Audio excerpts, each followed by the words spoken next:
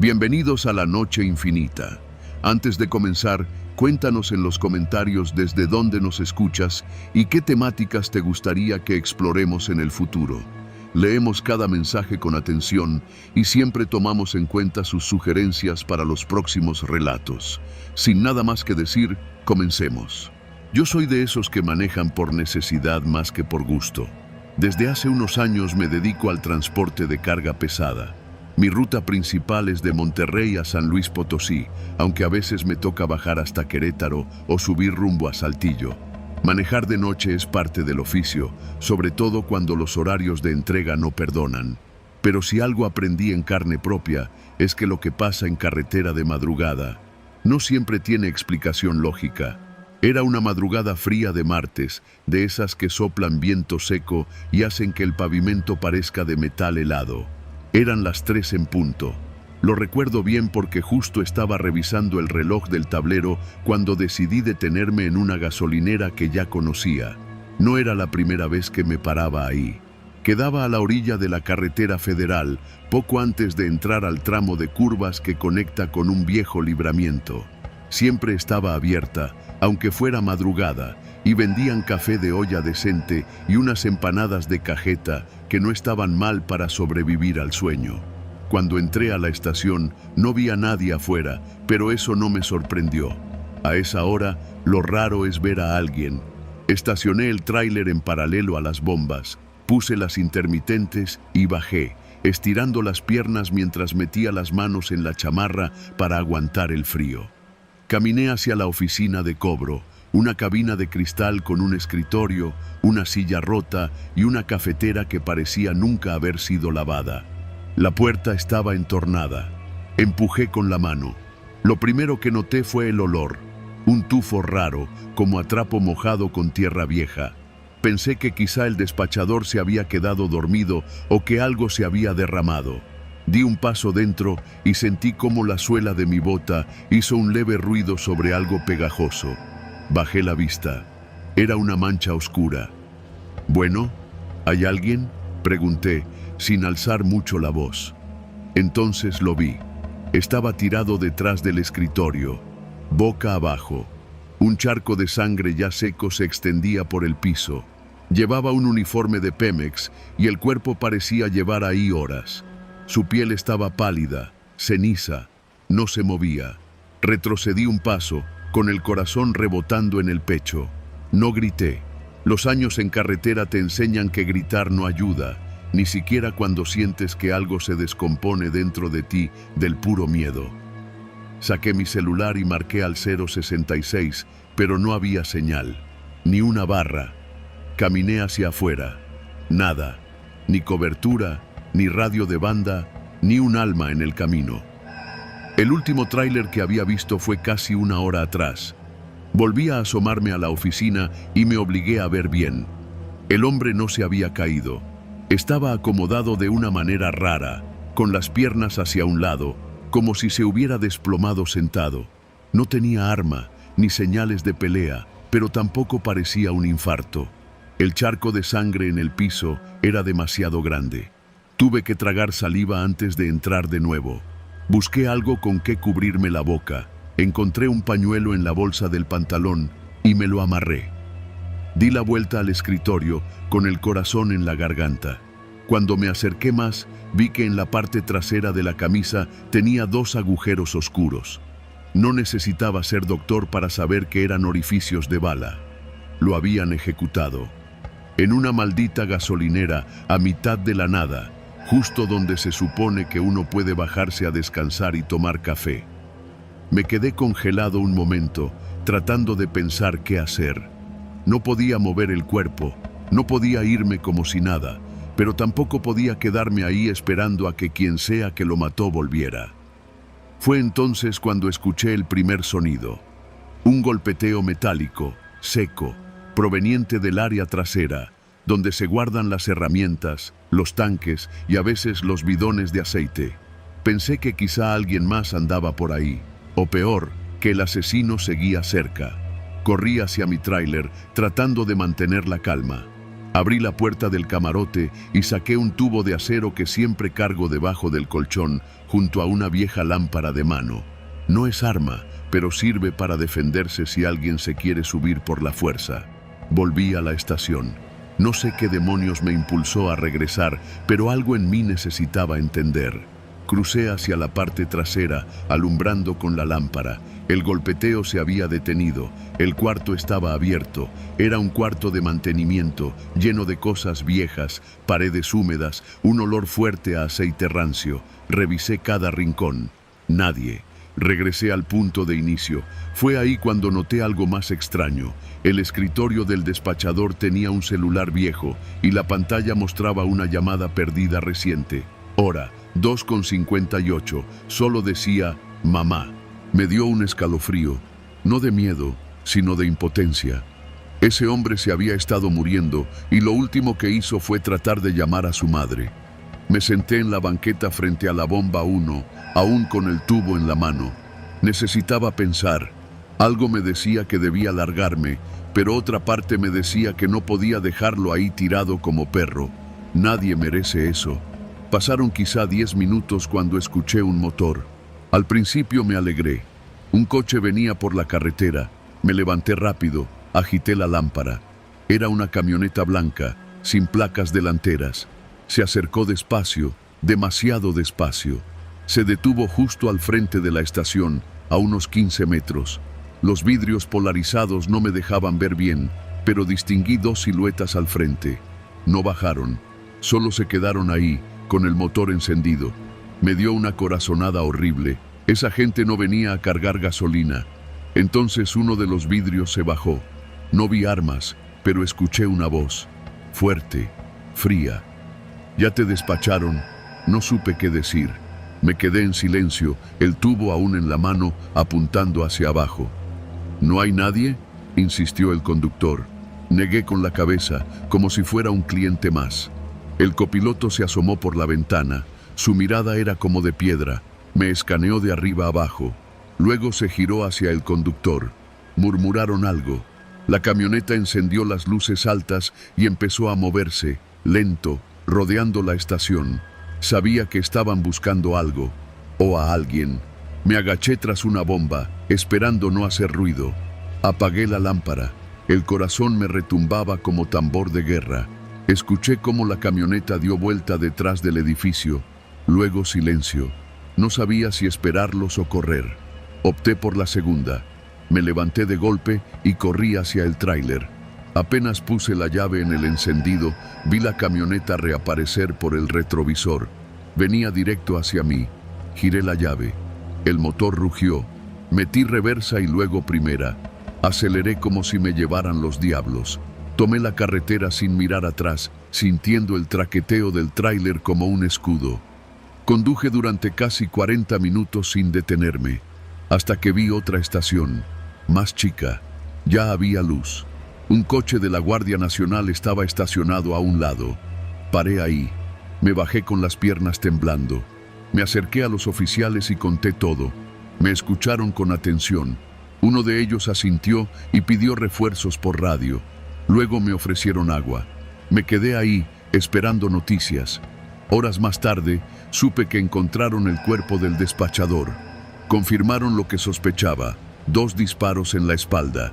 Y la estación había sido robada, casi 50,000 pesos, según el reporte. Pero lo raro fue que no había cámaras, ni testigos. Nadie más pasó por ahí en toda la madrugada. Dijeron que tuve suerte, que quizás si no me detenía tan pronto o si los alcanzaba mientras robaban, no estaría contando esto. Desde esa noche ya no me detengo en estaciones solitarias. Prefiero aguantarme o perder tiempo. Ya no me da miedo lo paranormal, me da miedo la gente.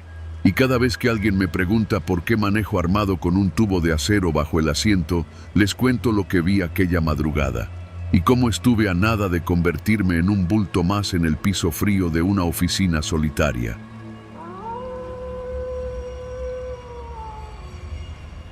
Nunca me gustaron las madrugadas, ni siquiera de niño, cuando decían que era la hora del diablo. Ya siendo adulto, Con más ojeras que certezas, descubrí que a esa hora lo que más abunda no son los demonios, sino la gente rota, la gente peligrosa. Pero uno aprende a hacerse tonto, a convivir con lo turbio, especialmente si manejas por trabajo. Así fue como, sin querer, terminé ahí. Era domingo. El reloj del tablero marcaba las 4 en punto. Me regresaba de Celaya rumbo a León. Trabajo como repartidor, freelance, de esos que hacen entregas urgentes de confianza.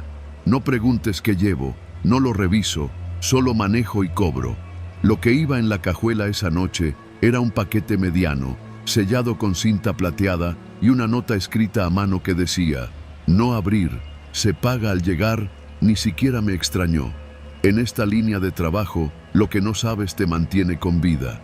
La carretera estaba vacía, tan vacía que parecía recién construida, sin memoria. El viento soplaba apenas y el cielo todavía no clareaba. Las luces altas iluminaban de frente y más allá, solo el asfalto, como una lengua infinita.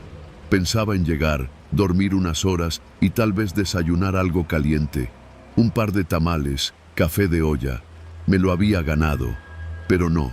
Fue en un tramo antes de llegar a la desviación de Comanjilla cuando vi las luces. Un par de torretas azules y rojas saliendo desde una camioneta negra, sin insignias visibles. Me orillé, porque uno no se pone valiente a esas horas y menos en esa zona. Bajé la velocidad y puse las intermitentes. La patrulla se colocó detrás de mí, sin adelantarme. Entonces, una voz chillona salió por altavoz. Conductor del Versa blanco, oríllese más y apague el motor, baje del vehículo. Pensé en hacerme el dormido o seguir avanzando, pero ya era tarde. La camioneta me bloqueaba y de inmediato 2 figuras bajaron de ella. Traían uniformes negros, chalecos antibalas con letras bordadas que apenas distinguía y gorra. Pero lo que me hizo sudar frío fue ver el escudo en su brazo. Decía Policía Estatal de Caminos, un logo que reconocí de inmediato. Ese cuerpo de seguridad había dejado de operar hace más de 8 años en todo Guanajuato. ¿Por qué usaban ese uniforme? Bajé la ventana, solo unos centímetros. ¿Qué sucede, oficial? El que se acercó era un hombre alto, de unos 50 años, piel morena curtida por el sol y bigote de militar retirado. Me apuntó con una lámpara en la cara y luego bajó la intensidad. Revise su documentación, trae placas alteradas, dijo sin mirarme, con voz seca. ¿Alteradas? No, mire, aquí está la tarjeta de circulación.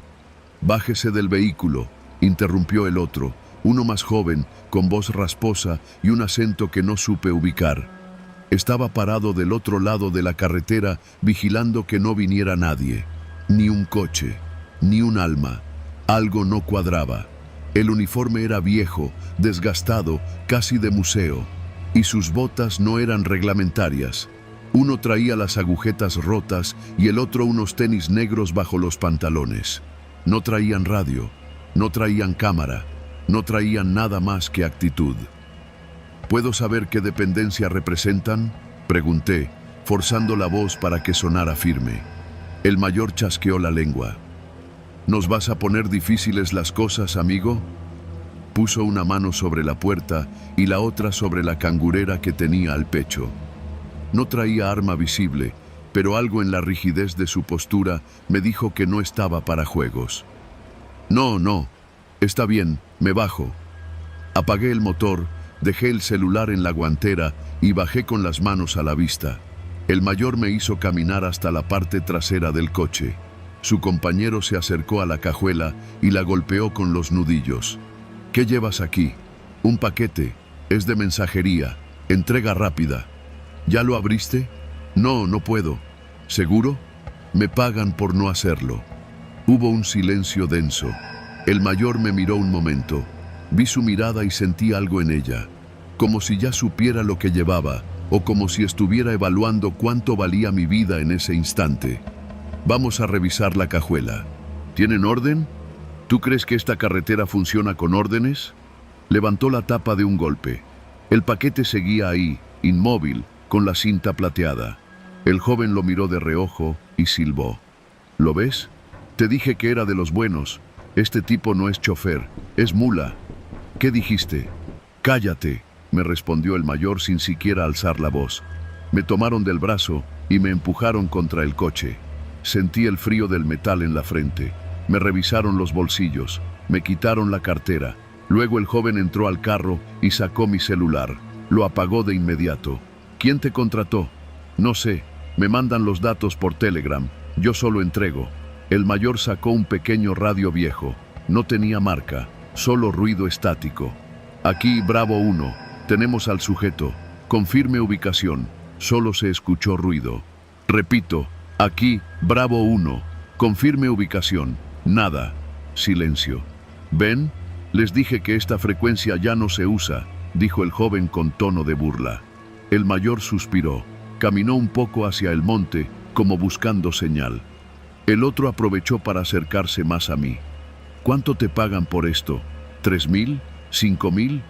¿Vale la pena morir por ese paquete? No estoy haciendo nada ilegal. ¿Y tú cómo sabes? Ahí me di cuenta. No eran policías, ni falsos policías. Eran otra cosa.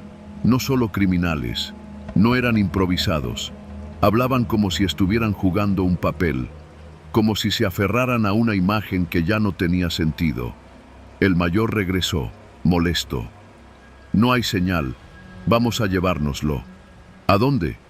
A la estación. ¿Cuál estación? Me miró. La luz del amanecer empezaba a dibujarse en el horizonte.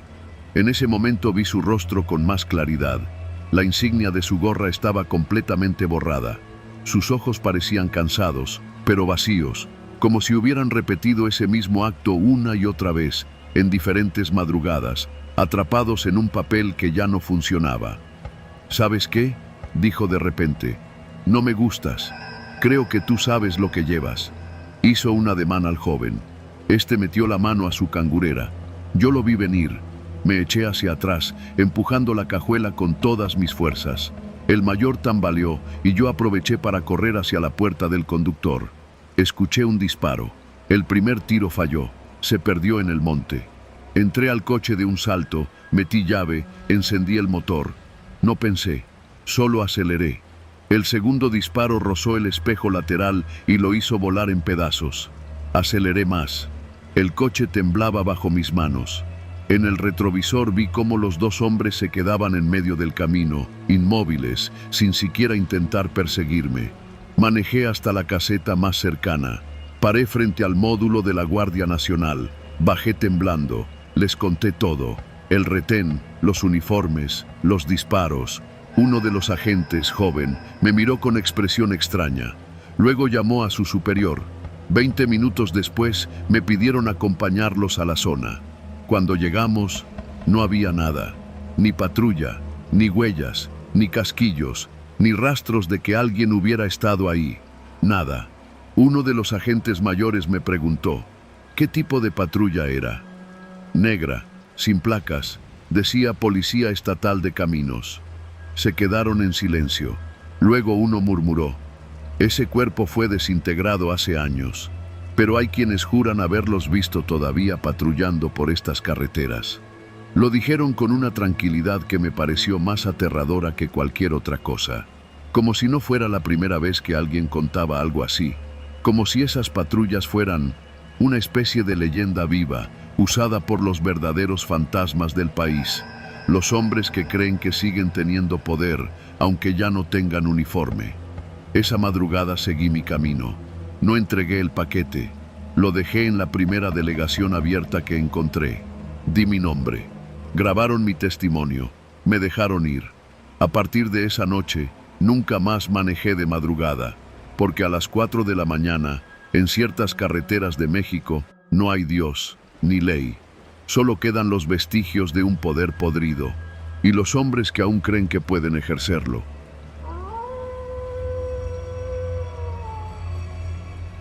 A esa hora, la ciudad parecía otra. Eran poco más de las 2 de la mañana cuando decidí bajarme del camión que venía de Tlalpan, justo antes de que girara hacia su última parada. No era algo que hiciera seguido, pero ese día la ruta había estado bloqueada más adelante, por una obra eterna que ya ni los vecinos creían que fueran a terminar. Así que caminé unas cuadras, con la cabeza medio adormilada y el cuerpo exigiendo cama, hasta encontrar el puente peatonal que cruza sobre Avenida Insurgentes, a la altura de una clínica del IMSS. Un puente largo, angosto, sucio, con las láminas del techo vibrando por el viento y la luz de los faroles apenas suficiente para ver tus propios pies. No había un alma. La ciudad, que por el día es un caos de claxon y gritos, a esas horas se vuelve un lugar deshabitado. Sentía que si gritaba, el eco me contestaría, pero nadie más lo haría. Crucé el primer tramo del puente con paso firme, como si eso fuera a protegerme de cualquier peligro. Siempre he creído que los puentes peatonales son más peligrosos que útiles. Uno se convierte en un blanco fácil allá arriba, con el ruido de los carros tapando cualquier grito. Cuando iba a la mitad del puente, pasó algo. Algo tan sutil que, si no hubiera estado tan en silencio todo, probablemente no lo habría notado. Fue un sonido simple, un paso, no uno mío, sino otro, desde abajo. Me detuve. El silencio volvió, denso como una cobija húmeda. Volví a caminar, ahora un poco más lento, atento. Y otra vez, un paso abajo, justo después del mío. No era un coche, no era una bolsa movida por el aire. Era un paso humano, preciso, con ritmo, como un eco, pero no en el aire. Un eco en el suelo. Cada paso que yo daba se repetía allá abajo, con apenas un segundo de diferencia, sin fallar ni una vez. Me quedé inmóvil, escuché, nada.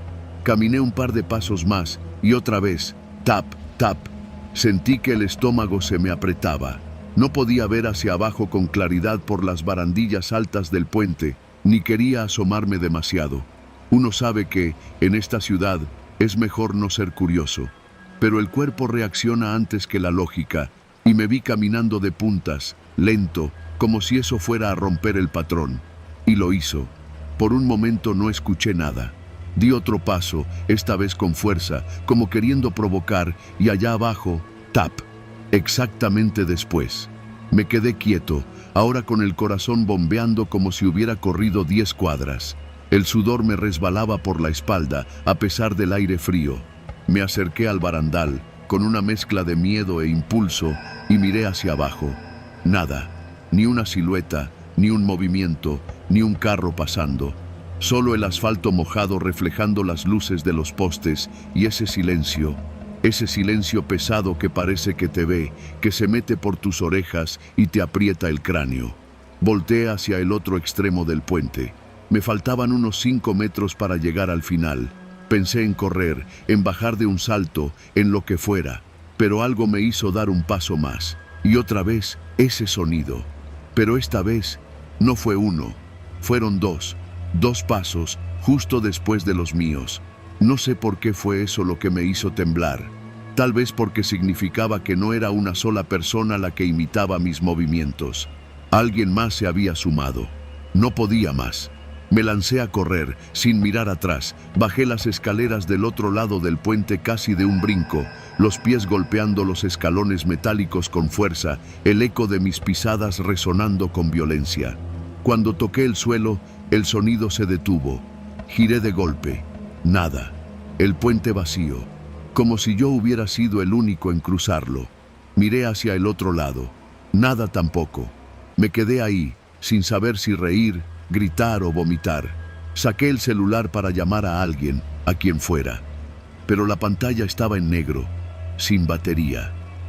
Chingada madre, dije en voz baja, y mi voz rebotó entre las paredes de concreto como si no quisiera irse. Tomé aire, me sequé la cara con la manga del suéter y seguí caminando. La banqueta era angosta, flanqueada por una reja oxidada y una pared grafiteada con nombres que ya nadie recordaba. A los pocos pasos, escuché algo más. Pasos. Otra vez. Pero ahora venían detrás de mí. No eran los míos. Eran otros. Rápidos. Cercanos. No esperé. Corrí. Corrí sin ver atrás, escuchando cómo los pasos se multiplicaban detrás de mí, como si algo invisible se deslizara por el asfalto persiguiéndome. Crucé una calle sin mirar, escuché un claxon lejano, un perro ladrando, y corrí. Me metí a un Oxxo que encontré abierto en la esquina.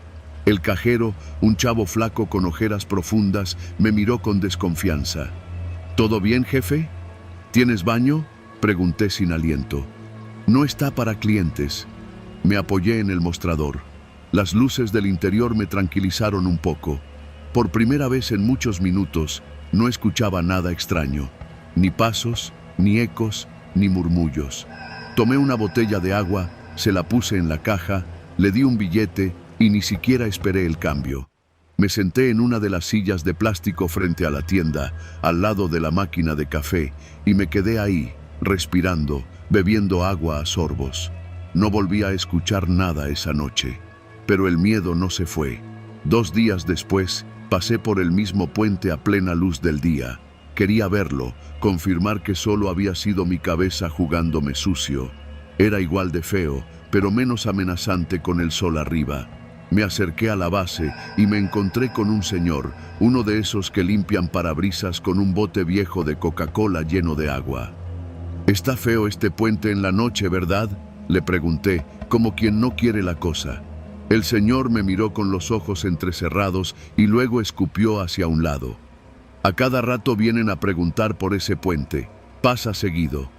«¿Qué pasa?». «Gente que dice que lo siguen, o que escuchan pasos que no son suyos. Unos dicen que es el eco, otros que es la cabeza. Pero mire, a las 2 de la mañana, si escucha algo, mejor ni voltee, y no deje de caminar». ¿Por qué? Porque a veces, el que escucha, ya no cruza. Desde entonces, evito los puentes peatonales. No me importa si tengo que caminar más, no me importa si hay tráfico, si es más peligroso cruzar la calle. No me vuelvo a subir a uno, especialmente de noche. Porque aunque no volví a escuchar esos pasos, todas las noches, al llegar a casa y quedarme solo en mi cuarto, con el silencio apretando los muros, juro por Dios que siento que algo me sigue, que al dar un paso en la cocina hay otro en el pasillo, que al girar no hay nadie. Pero lo había. Lo peor no fue el miedo de esa noche. Lo peor es saber que algo allá abajo aún camina detrás de mí, que me aprendió, que me sigue y que algún día me va a alcanzar.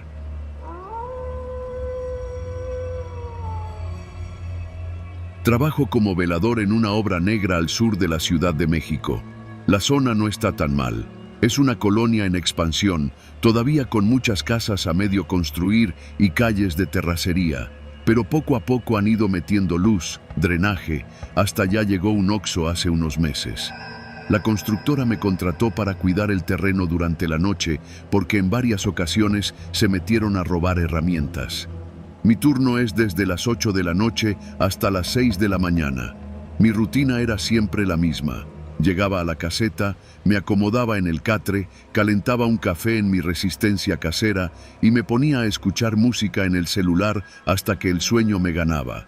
Pero no dormía profundamente. Uno aprende a mantener un ojo entreabierto, a identificar los sonidos de los gatos que rondan, de los chavos que pasan en moto, de los albañiles que llegan antes del amanecer para sacar agua de la pipa. Pero esa noche fue diferente. Eran las 3:15. Lo recuerdo perfectamente porque acababa de ver el reloj del celular antes de apagar la música. Lo hice porque escuché algo raro. Un golpe seco, pero fuerte, como si hubieran tirado una tabla contra el suelo. Pensé que quizá alguien se había metido. No sería la primera vez que los malandros de la zona intentaban llevarse varilla o costales de cemento. Tomé la lámpara, me puse los zapatos y salí en silencio, sin encender nada más que el foco rojo de la entrada. Afuera, el aire estaba frío y olía a polvo. El tipo de polvo seco que se mezcla con el cemento viejo.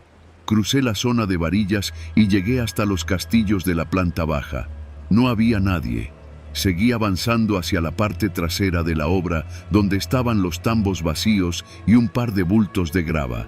Fue entonces que vi la silueta. No era un animal ni un indigente, era claramente una persona, agachada, haciendo algo en el suelo. Me quedé congelado, no por miedo, sino por la sorpresa de que alguien se hubiera metido tan profundo sin hacer más ruido.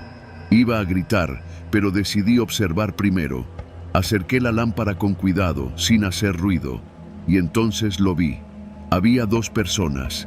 Una sostenía una lámpara portátil de esas que usan los mecánicos. La otra, agachada, estaba haciendo algo con un cuchillo, o más bien, con una sierra. Lo entendí por el sonido, ese rechinido que solo puede salir del metal raspando hueso. Mi estómago se apretó. En el suelo había un cuerpo. Lo estaban desmembrando. Tragué saliva. Lo primero que pensé fue en retroceder, correr a la caseta, llamar a la policía. Pero apenas me giré para volver, sentí que algo me tocaba el hombro. Un hombre con pasamontañas estaba justo detrás de mí, con un machete en la mano. «Quietecito, carnal», me dijo con una voz tranquila, casi condescendiente. «Si no haces ruido, no te pasa nada». Quise decir algo, pero no me salió la voz. El tipo me empujó con cuidado hacia la zona donde estaban los otros dos. Al verme, uno de ellos se acercó. Llevaba guantes quirúrgicos y una mochila táctica. No parecía nervioso. Se notaba que sabía lo que estaba haciendo. «¿Es el velador?», preguntó el del machete. «Sí, pero no gritó ni hizo desmadre», respondió el otro, mientras guardaba algo en una hielera de unicel. El tipo de la mochila se me quedó viendo un momento y luego dijo algo que jamás voy a olvidar. «No queremos problemas contigo. Solo venimos a terminar el encargo. Te quedas aquí callado 1 hora y media y no pasa nada». «¿Sí?», asentí. Ni loco iba a ponerme de valiente. Uno de ellos me hizo sentarme en un bulto de cemento. Desde ahí, aunque no quería mirar, alcancé a ver todo. El cuerpo estaba casi completamente desnudo. Era un hombre, y por el tatuaje en la espalda me di cuenta de que probablemente era alguien de un grupo criminal. No diré cuál, pero el símbolo era claro. Usaban cuchillos quirúrgicos, pinzas, sierras eléctricas pequeñas. Cada parte que separaban la envolvían con cuidado en bolsas negras. Trabajaban con precisión. No era un crimen improvisado, esto era quirúrgico, profesional. No hablaban entre ellos, solo se pasaban las herramientas con gestos, como si fueran un equipo médico en una sala de operaciones. El silencio era lo peor. Solo se escuchaban los pasos sobre el cascajo y el leve zumbido de la lámpara portátil. Yo temblaba, pero hacía un esfuerzo por parecer tranquilo. Uno de ellos, el más joven, me ofreció un cigarro. Lo tomé sin decir nada. Me lo encendió. Me temblaban tanto las manos que apenas podía sostenerlo. «Esto no es contigo, jefe», me dijo. «Ya casi acabamos». Y así fue. Después de casi 1 hora, metieron las bolsas en un costal grande y las cargaron en una camioneta que entró por la parte trasera del terreno. El conductor nunca se bajó. Solo encendió la luz interior por unos segundos. Su rostro no se veía, pero usaba pasamontañas como los otros. Antes de irse, el líder se acercó a mí. «Gracias por cooperar. Aquí no pasó nada. Lo que viste, te lo llevas a la tumba. Si mañana quieres renunciar a este trabajo, hazlo. Nadie te va a molestar. Pero si hablas, aunque sea a un compadre, no te va a ir bien». Me entregó un sobre manila. Lo tomé con manos temblorosas. «Para que no salgas perdiendo», dijo, y se fueron. Me quedé ahí, sentado, sin moverme. El cigarro ya se me había consumido hasta quemarme los dedos. No lloré, no grité, solo traté de respirar. Al amanecer, cuando llegaron los albañiles, actué como si nada. Les dije que me había desvelado viendo videos en el celular. Nadie notó nada raro. Bueno, uno de ellos sí comentó que el lugar olía raro, como a carne vieja, pero yo fingí no escucharlo. Ese mismo día renuncié. Entregué las llaves, firmé mi salida y me fui. No le conté nada a nadie, ni a mi esposa. Solo agarré el dinero del sobre. Eran varios billetes de 1000, no los conté. Y desaparecí de esa zona, hasta hoy. Porque aunque ya pasó tiempo, hay noches en que despierto exactamente a las 3:15. siempre a esa hora, como si algo me llamara de nuevo a esa obra. Y no he vuelto a trabajar de velador.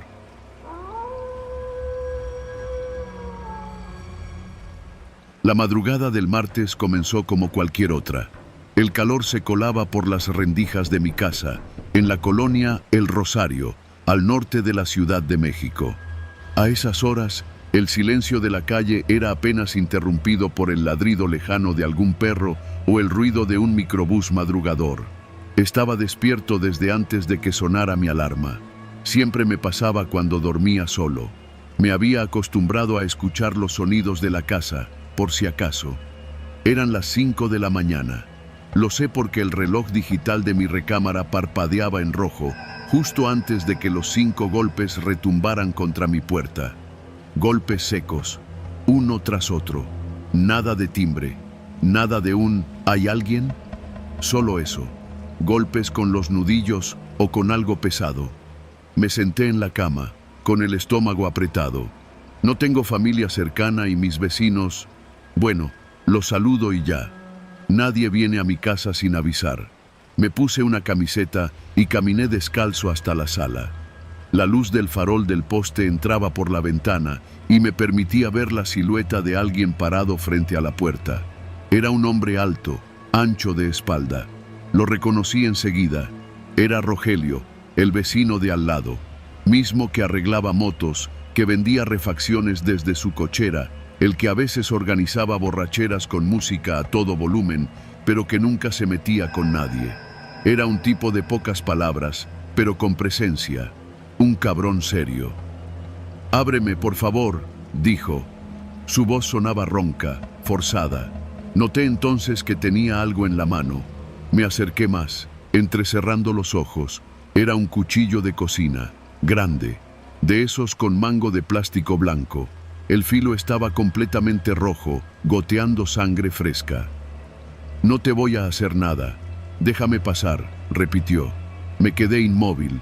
El aire se volvió espeso. Podía escuchar mi propio corazón martillando en el pecho. La puerta tenía seguro, sí, pero también una cerradura vieja. Rogelio podría tirarla con un solo empujón si quisiera.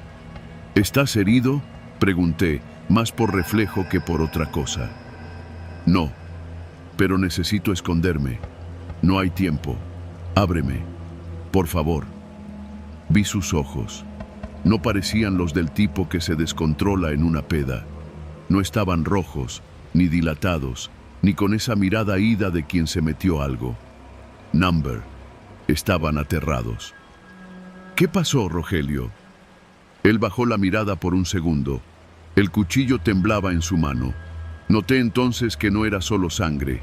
Había trocitos de algo pegados al filo. Carne, pelo. Dios. «Lo maté. Creo que lo maté». Un escalofrío seco me paralizó. «¿A quién?». «A Luis», dijo sin mirarme. «Mi cuñado». Me alejé un paso de la puerta. Luis vivía con él desde hacía unos meses. Un tipo más joven, de sonrisa fácil. Nunca me cayó mal. Lo había visto la semana pasada, lavando la moto en la banqueta. «¿Por qué?». «No puedo hablar aquí. Necesito esconderme un rato. Por favor, güey, no tengo a dónde ir. Si me agarra la policía». Mi cabeza daba vueltas. Mi casa no era muy grande. Sala, cocina, 2 cuartos. Si lo dejaba entrar, estaría atrapado conmigo. Si no lo dejaba, ¿qué pasaba si se enojaba? Pensé rápido. Saqué el teléfono del buró. Sin desbloquearlo, marqué al 911. No le piqué a llamar, pero lo dejé listo por si tenía que hacerlo. «No puedo dejarte pasar, Rogelio». Él alzó la mirada. Por un instante vi cómo sus ojos se llenaban de furia. Apoyó la frente contra la puerta y respiró hondo. «Te lo estoy pidiendo bien, pero si no quieres, me voy». Retrocedió, aún con el cuchillo en la mano. Caminó hacia su casa. Desapareció por la puerta metálica oxidada de su cochera. Yo no me moví en 10 minutos. Solo escuchaba mi respiración. Cuando finalmente salí al porche, no había nadie en la calle, ni un alma. Volví a entrar y cerré con llave. Fui hasta la ventana y miré hacia su casa. Todo estaba en silencio. la cochera cerrada, las luces apagadas, pero el portón de rejas estaba entreabierto. Llamé a la policía. Me tomó un minuto explicarle al operador lo que acababa de pasar, que mi vecino había confesado haber asesinado a su cuñado, que tenía un cuchillo con sangre, que entró a su casa. Me dijeron que enviarían una patrulla. Mientras tanto, me quedé mirando su casa desde la mía. No sé por qué lo hice. Supongo que quería asegurarme de que no saliera corriendo, pero nunca salió. 30 minutos después, llegaron 2 patrullas y una ambulancia. Me hicieron repetir todo. Luego tocaron su puerta. Nadie respondió. Derribaron la entrada. Yo los observaba desde mi ventana, sin atreverme a salir. Uno de los policías salió con la cara pálida. Hizo una seña al otro, que llamó por radio. Minutos después, escuché una frase que todavía me da vueltas. Tenemos un cuerpo, posible decapitación. El sospechoso no está. No supe en qué momento me senté en el suelo. Me preguntaron si había visto a Rogelio salir. Les dije que no. Me mostraron una foto de Luis. Asentí. Me dieron las gracias y se fueron casa por casa, preguntando a los vecinos. Pasaron horas. El sol ya había salido. Entonces tocaron a mi puerta de nuevo. Era una patrulla distinta. Me pidieron si podían revisar mi casa. Dije que sí. Buscaron en el baño, bajo la cama, en la cocina. Nada. Hasta que uno de ellos abrió el closet del cuarto de las visitas. Y ahí estaba Rogelio, sentado en el suelo, con las manos llenas de sangre seca, sin el cuchillo, temblando. No opuso resistencia. Solo dijo una frase mientras lo esposaban. Solo quería pensar, saber si fue real, si de verdad lo maté. Esa noche no dormí. Días después me enteré de todo. Luis había estado abusando de la hermana de Rogelio, la misma que vive en Puebla. Ella lo había confesado por teléfono esa madrugada. Le dijo que Luis la amenazó con publicar unos videos íntimos si no le mandaba dinero. Ella no sabía qué hacer. Rogelio colgó y subió a su azotea a gritar. Los vecinos no oyeron. Luis sí, y fue a reclamarle. La discusión subió de tono. Se empujaron. Rogelio tomó el cuchillo de la cocina. Y lo demás, ya lo sabes. Rogelio se entregó. Le dieron una condena reducida por homicidio en estado de emoción violenta. Su hermana testificó. Su madre también. Hasta yo fui citado a declarar. No volví a saber de él. Solo quedó una mancha en la acera, donde cayeron las gotas de sangre aquella madrugada. Y desde entonces, cada vez que escucho golpes en la puerta, algo dentro de mí se quiebra.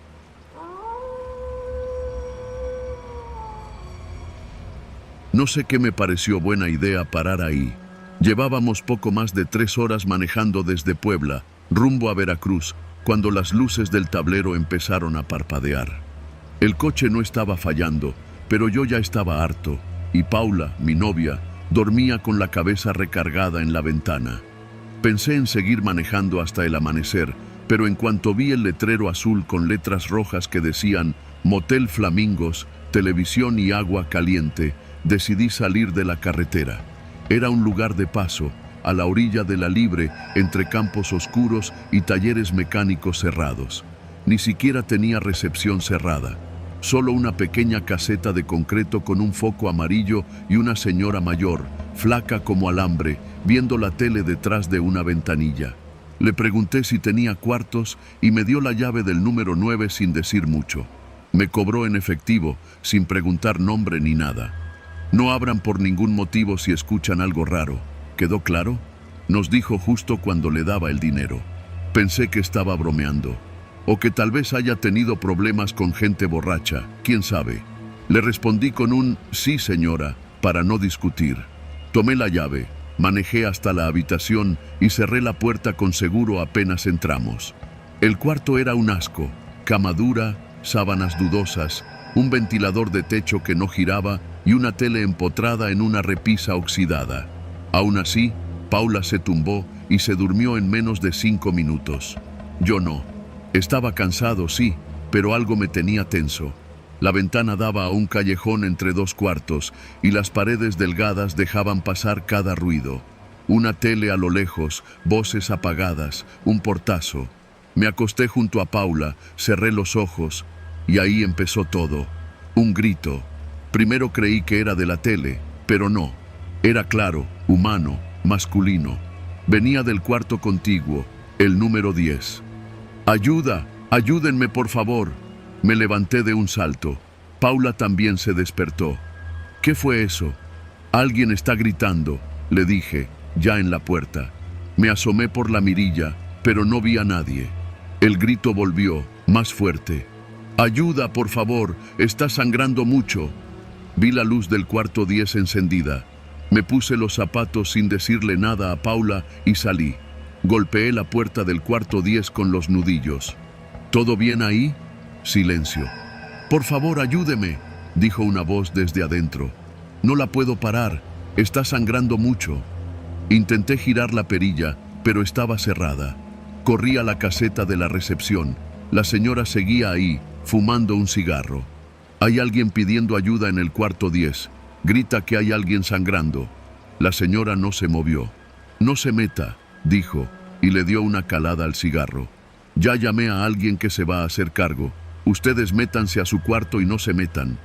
«¿Llamó a una ambulancia?» «Llamé al patrón», dijo, como si eso lo explicara todo. «Le estoy diciendo, no se meta, nadie entra, nadie sale».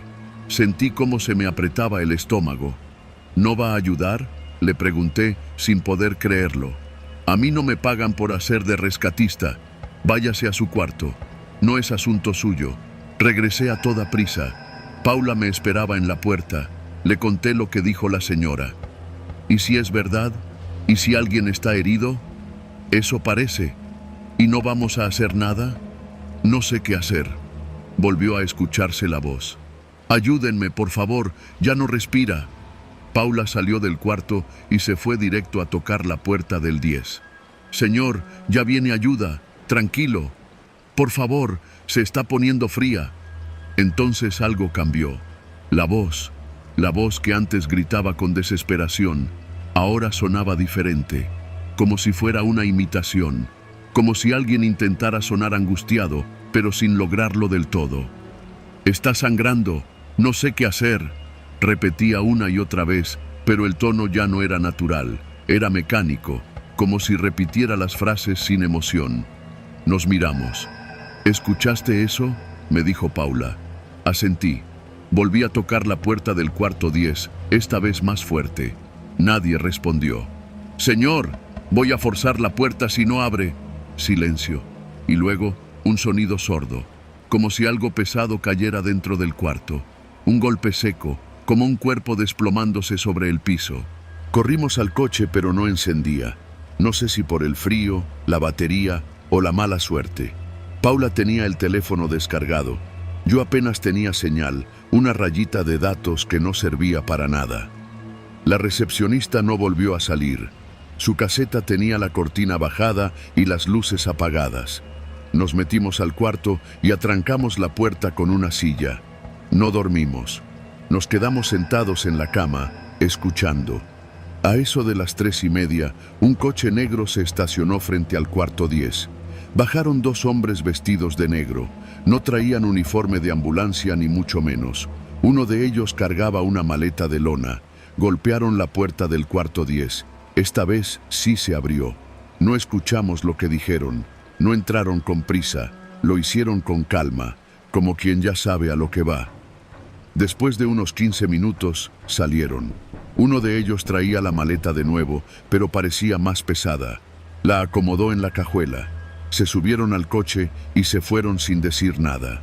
Media hora después, la recepcionista volvió a encender la luz de su caseta, como si nada.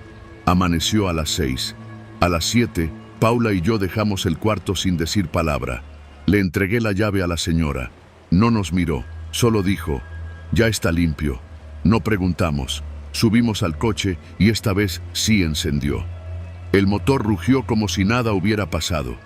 Salimos del motel Flamingo sin mirar atrás. No supimos nunca quién gritaba esa noche. No salió nadie de ese cuarto, pero lo limpiaron por dentro.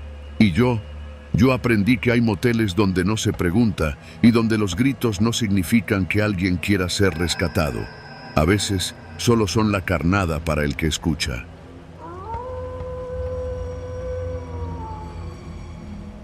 Yo nunca he sido de dormir bien. No sé si es ansiedad, estrés o simplemente mi cuerpo que se rehúsa a descansar como debería. Esa madrugada de martes, entre insomnio y un coraje atorado, decidí salir a comprar cigarros. Eran las 4 en punto. La colonia San Felipe de Jesús, en Gustavo A. Madero, estaba envuelta en esa calma artificial que solo existe entre semana.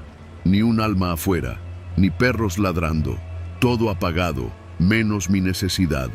El Oxxo que quedaba a 6 cuadras ya no abría toda la noche como antes. Cerraban desde que asaltaron al cajero con un picahielo. Por eso me tocó caminar hasta el de la avenida Eduardo Molina, donde todavía había luz blanca zumbando en las vitrinas. Crucé calles vacías, esquivando baches invisibles en la penumbra, con el celular en la bolsa de la sudadera, aunque no llevaba audífonos. No es que fuera valiente, simplemente estaba harta. A veces el cansancio emocional te quita el miedo. Compré los cigarros sin cruzar palabra con el cajero, que apenas alzó la vista de su celular. Me regresé por el mismo camino, encendiendo uno en la banqueta como si fuera mediodía. Y entonces pasó. Un Nissan Tsuru blanco con toldo gris apareció en la esquina. Lento, demasiado lento para ir a ningún lado. No tenía logos, ni luces de aplicación, ni nada. Solo placas desgastadas y pintura inflada por el óxido. Se detuvo frente a mí. La puerta del copiloto se abrió sola con un clic seco. ¡Súbete!, gritó el chofer desde adentro. Era un hombre moreno, de unos 50 años, con una sonrisa forzada.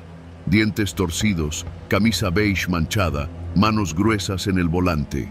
Me congelé. No había pedido taxi, ni Uber, ni Didi, ni nada. Pero mis piernas no reaccionaron. La puerta seguía abierta, como si me estuviera llamando, como si no hubiera opción, y ahí fue cuando la regué. Di un paso, luego otro.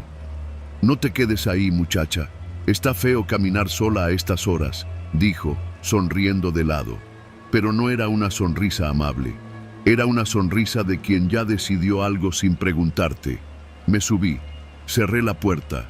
Ese clic fue distinto, fue seco, firme. El sonido de una decisión irreversible. ¿A dónde vamos?, preguntó, pero su tono no era realmente una pregunta. A San Felipe. Por la Torres, respondí, tratando de sonar firme.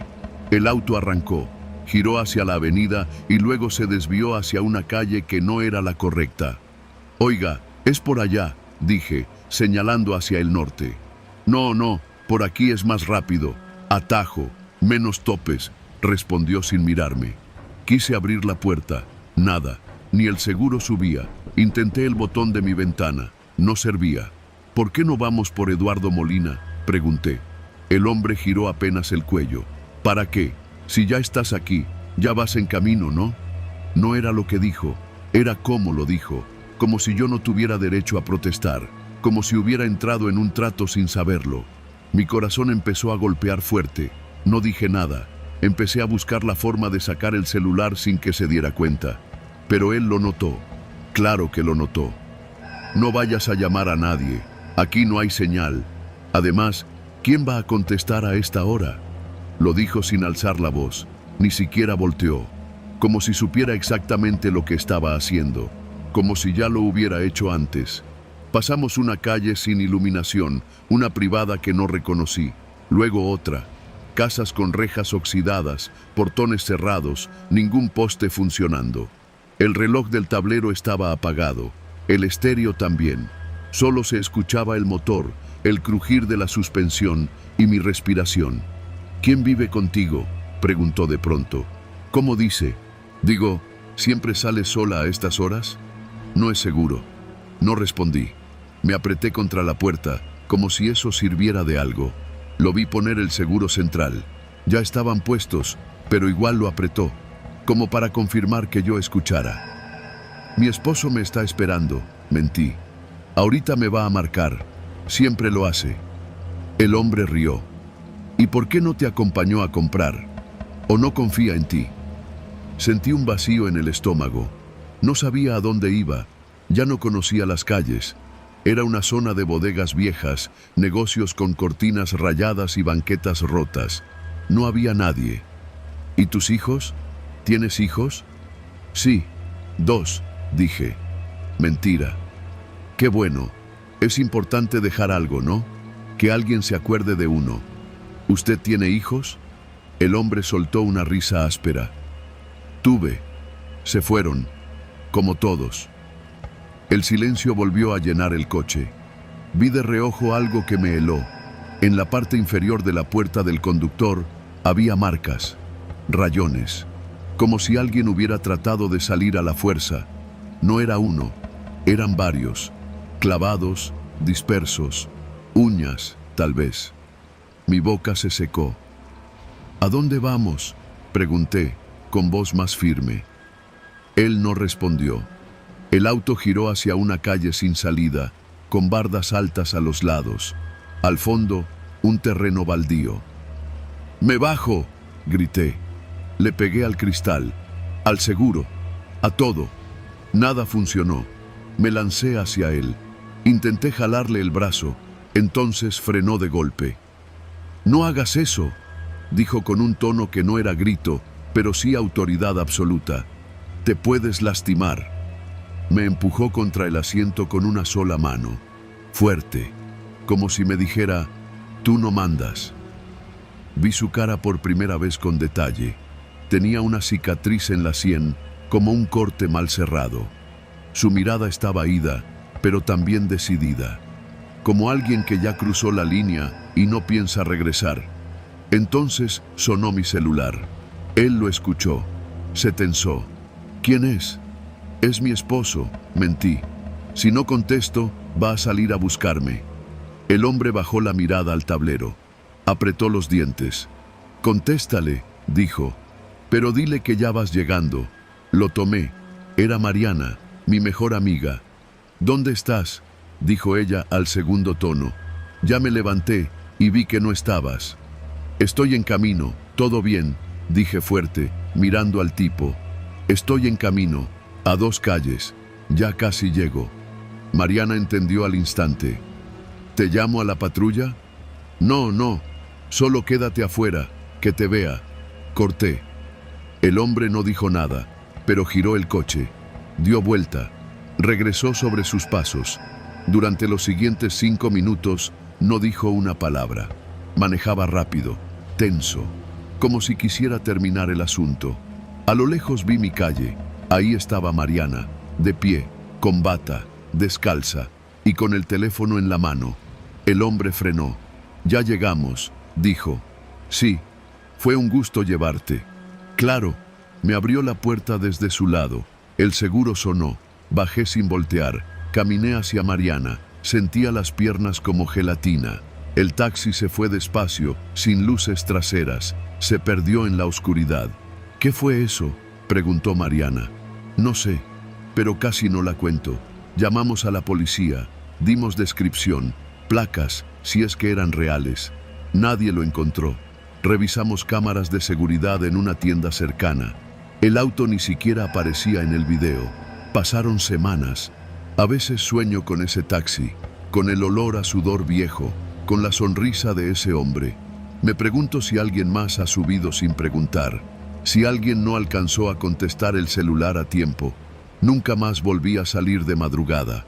Nunca más subí a un coche que no pedí».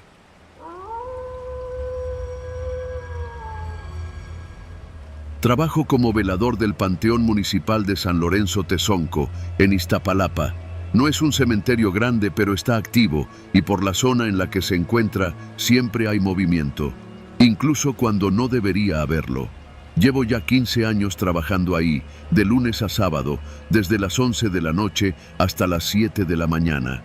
Muchos me han preguntado si no me da miedo quedarme solo entre tumbas, y mi respuesta siempre es la misma. Yo no le tengo miedo a los muertos, le tengo miedo a los vivos. Cuando empecé, todavía había 2 vigilantes por turno, pero con el tiempo, por recortes o por negligencia, me dejaron solo. No me molestó. Uno se acostumbra al silencio, a los ruidos del viento colándose entre los cipreses, al crujido de la grava bajo tus propias botas. Te vuelves parte del paisaje. Lo que nunca me gustó Fueron las madrugadas de martes y viernes. Todo comenzó hace como 4 años. Una noche cualquiera, cerca de las 3, vi que entraba una camioneta negra por la entrada de servicio, esa que usamos para meter materiales o para los entierros grandes. Al principio pensé que era el personal de alguna funeraria retrasada, pero no había ningún sepelio programado para el día siguiente. Me acerqué a la reja, pero no me dio tiempo de decir nada. Un tipo ya se me había puesto enfrente. Traía una chaqueta de mezclilla y una gorra que le tapaba la cara. Sin saludarme, me dijo con voz seca: «Abre». Nos dieron permiso. Me desconcertó. ¿Permiso de quién? ¿Quién les autorizó la entrada?, le pregunté, sin quitar la mano de la lámpara. El tipo solo alzó el teléfono y me mostró un mensaje. No me dejó leerlo completo, pero alcancé a distinguir el nombre del director del panteón. Era un mensaje corto: «Déjalos pasar. No preguntes nada». Me quedé helado. Abrí. Esa fue la primera vez.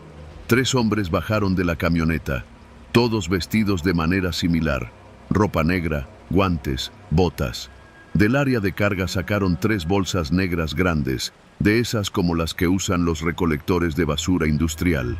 Pero estas no venían llenas de desperdicios, pesaban, se notaba. Una se les cayó a medio camino y uno de los hombres le gritó al otro que la levantara con cuidado. Yo solo observé desde lejos. Cruzaron entre las tumbas como si ya supieran a dónde ir. Tomaron hacia la sección más antigua, donde están los nichos abandonados y los sepulcros sin nombre, muchos con más tierra que lápida. Se perdieron entre las sombras y por un rato no escuché nada, hasta que comenzó el ruido de la pala golpeando la tierra seca. Estuvieron ahí por más de 1 hora. Luego salieron sin decir palabra. Subieron a la camioneta y se fueron. Ni un saludo, ni una explicación.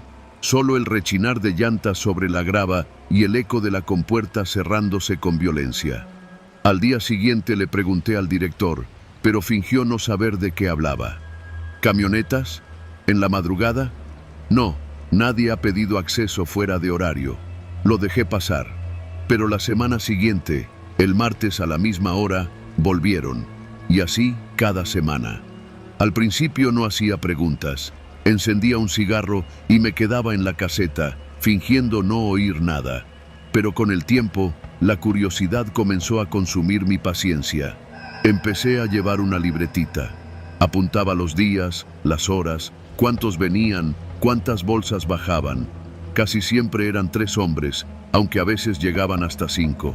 Siempre la misma camioneta, aunque una vez vinieron en 2. Las bolsas negras, sin excepción. Y siempre se dirigían al mismo cuadrante del panteón. Una madrugada decidí seguirlos. Me quedé a una distancia prudente, detrás del mausoleo de los Pérez de la Peña. Desde ahí vi cómo cavaban con rapidez, como si lo hubieran hecho 1000 veces. Hacían un hoyo de poco más de 1 metro y arrojaban las bolsas sin abrirlas. No usaban linternas. Se movían como si vieran en la oscuridad. Esa noche escuché algo que me quitó el sueño por semanas. Cuando uno de ellos lanzó la bolsa al hoyo, se escuchó un quejido, no un sonido de plástico o de cosas inertes. Number. Era un gemido humano, sofocado, como el de alguien que intenta gritar con la boca tapada. El tipo solo dijo: «Ya va a dejar de llorar, no le falta mucho». Después, arrojó la tierra encima como si fuera cualquier cosa. Desde entonces supe que no estaban enterrando basura, pero no hice nada. ¿Y qué podía hacer? ¿Denunciar? ¿A quién? ¿A los mismos que mandaban esos mensajes con órdenes desde arriba? ¿A los que usaban el panteón como tiradero clandestino de cuerpos humanos? Porque eso es lo que es, un cementerio ilegal dentro del cementerio. Y yo soy su vigilante. Un viernes me atreví a preguntarle al tipo de la chaqueta: «¿Por qué siempre aquí?». Me miró por primera vez en años. No dijo nada por varios segundos. Luego sonrió con una mueca torcida y me contestó: «Porque aquí nadie hace preguntas, ni tú». Y tenía razón. No hice más preguntas. Pero las respuestas no tardaron en llegar solas. Una tarde, durante una visita escolar, una niña se separó del grupo y terminó en la sección vieja. La encontraron parada sobre una tumba reciente, llorando, diciendo que un señor abajo le hablaba, que pedía ayuda. El maestro pensó que era imaginación, pero cuando revisamos el área, la tierra aún estaba removida, como si la hubieran cavado apenas la noche anterior. Ese mismo día me tocó ver cómo dos hombres, de traje y sin placas visibles, llegaron con la directora regional de Panteones. Entraron a la oficina y al salir me dieron un sobre con dinero. Por los inconvenientes, ya no va a pasar más. Mentían. Las camionetas volvieron el martes siguiente, hasta que una noche cometieron un error. El hombre de la chaqueta me pidió que los acompañara. Me dijo que necesitaban ayuda, que uno de los suyos no pudo venir y había que apurarse. No pude negarme. Caminé con ellos hasta la tumba. La tierra ya estaba removida. Dentro del hoyo había una bolsa abierta, y lo que vi me dejó sin aliento. Era un muchacho joven, vivo, amarrado y con una bolsa de plástico negra rota a la altura del pecho. Me miró. Tenía los ojos llenos de miedo, pero aún podía respirar. Me paralicé. Uno de los tipos me empujó una pala. «Échale tierra». No la tomé. El líder se acercó, me miró a los ojos y dijo algo que nunca olvidaré. «Aquí nadie está limpio, don Pedro. Usted nos ha visto durante años. Si dice algo, queda en el hoyo con él». Me fui. No dije nada. Esa noche no dormí. Al día siguiente renuncié. No por cobarde, por sobreviviente. Ahora trabajo como vigilante en un estacionamiento en Iztacalco. No hay tumbas, solo carros, y el peor ruido que escucho es el de los frenos oxidados de un Tsuru viejo. Duermo tranquilo. Pero cada martes y viernes me despierto a la misma hora, con la imagen de ese muchacho mirándome desde el fondo del hoyo. Y a veces, en sueños, todavía está pidiendo que lo saque. Nunca he vuelto al panteón, pero me prometí una cosa. Si algún día desaparezco, busquen en San Lorenzo Tezonco, en la sección vieja. Los que cavan de madrugada no entierran basura, entierran testigos.